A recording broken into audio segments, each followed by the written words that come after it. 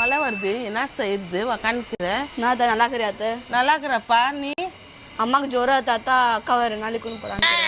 2 நாளைக்கு கூட்டுன்னு போ வந்தியா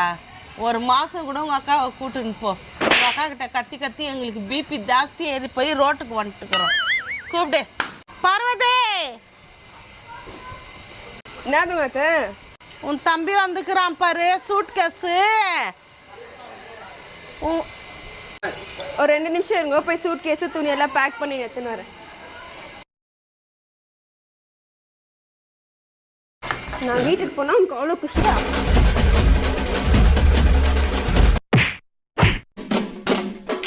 போயிட்டு வரேன் மத்து ஐயோ பிபி மாத்திரையே போடுறது தேவையில்லை இன்னைக்கு